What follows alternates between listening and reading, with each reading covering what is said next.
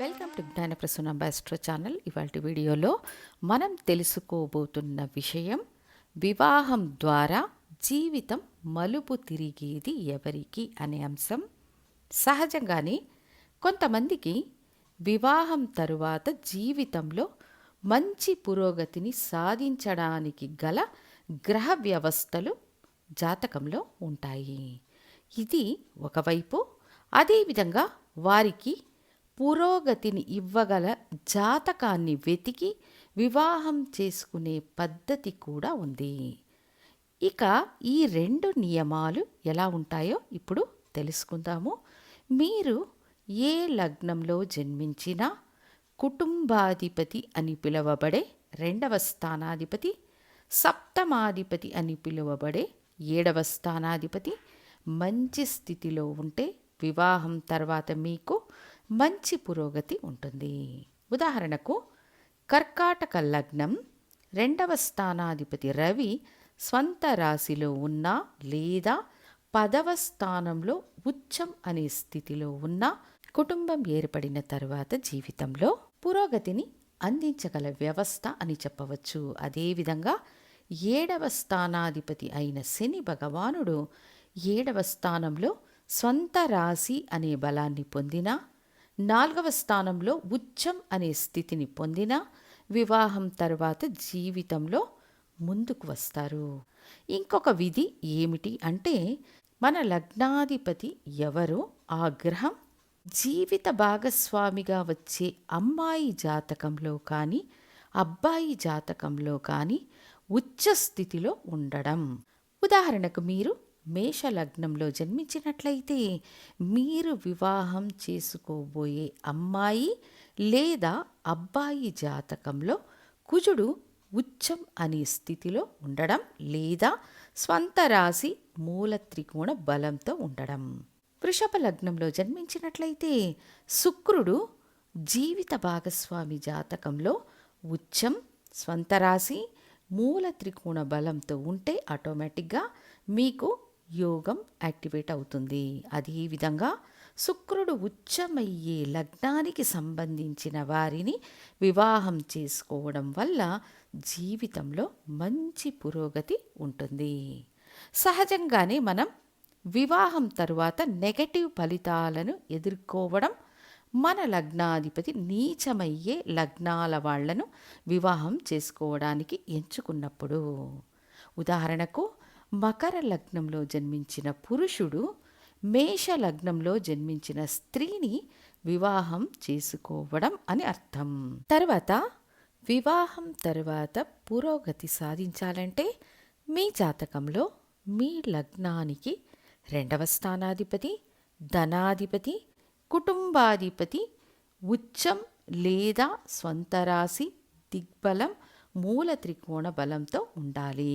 దాని తర్వాత సప్తమాధిపతి అనే 7వ స్థానాధిపతి బలంగా ఉంటే ఇది కూడా ఒకందుకు మంచిది.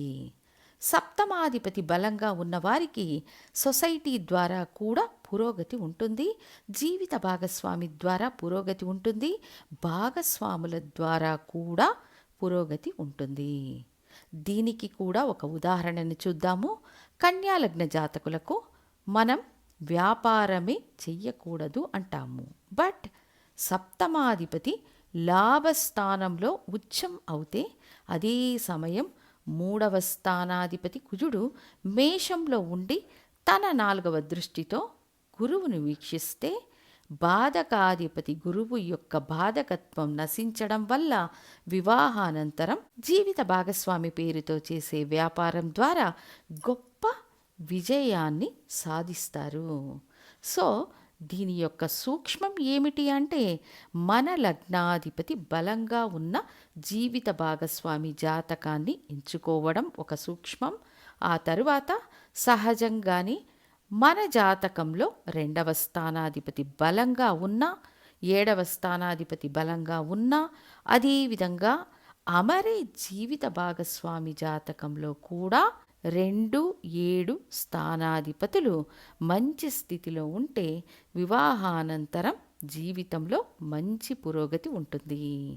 అదేవిధంగా ఒక పురుషుడి జాతకంలో శుక్రుడు పవర్ఫుల్గా ఉన్నారంటే అంటే శుక్రుడు స్వంత రాశి, ఉచ్చం, మూల త్రికోణ బలం, దిగ్బలం అనే ఈ నాలుగింటిలో ఏదో ఒక స్థితిలో ఉన్నారంటే వివాహానంతరం క్రమక్రమంగా జీవితంలో పురోగతి అంటే ఇల్లు, వాహనం, వసతి సౌకర్యాలు, వృత్తిలో అభివృద్ధి, పురోగతి ఉంటాయి. అదేవిధంగా స్త్రీల జాతకంలో కుజుడు పవర్ఫుల్గా ఉంటే మంచి శక్తివంతుడైన సమర్థవంతమైన జీవిత భాగస్వామి లభిస్తారు.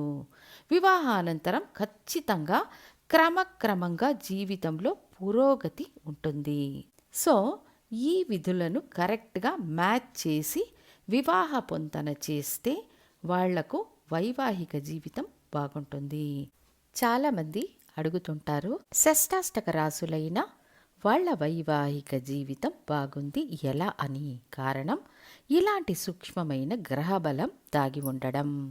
అంతేకాక ఇరువురి జాతకంలో లగ్నాధిపతులు ఒకరికొకరు త్రికోణ స్థానాల్లో మంచి స్థితిలో ఉంటే కూడా వివాహానంతరం వాళ్ళ వైవాహిక జీవితం బాగుంటుంది. సో వివాహానంతరం పురోగతి ఉండాలంటే స్త్రీ జాతకంలో కుజుడి యొక్క బలం, పురుష జాతకంలో శుక్రుడి యొక్క బలం, ఇంకా 2వ స్థానాధిపతి 7వ స్థానాధిపతి బలంగా ఉండడం వల్ల కుటుంబం అమరిన తరువాత, జీవిత భాగస్వామి అమరిన తరువాత జీవితంలో క్రమక్రమంగా పురోగతి. అంతేకాక మన లగ్నాధిపతి జీవిత భాగస్వామిగా అమరే జాతకంలో ఉచ్చం అనే స్థితి లేదా మన లగ్నాధిపతి ఉచ్చమయ్యే స్థానం రాశి లగ్నంగా కలవారిని వివాహం చేసుకోవడం మూలంగా జీవితంలో విజయం సాధించే అవకాశాలు వివాహానంతరం ఏర్పడతాయని తెలియజేస్తూ మళ్ళీ ఇంకొక ఇంట్రెస్టింగ్ టాపిక్తో మీ ముందుంటాను. ధన్యవాదాలు.